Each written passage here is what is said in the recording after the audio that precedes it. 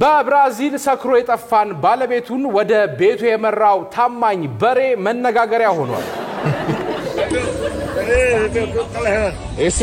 Ele queria render esse touro a Juliana. Alô, Juliana. Aí, eu tô tentando arrumar ele pra casa, gente. Tô melado, vai, Juliana. Aí, Juliana, seu touro aqui, ó. Valeu.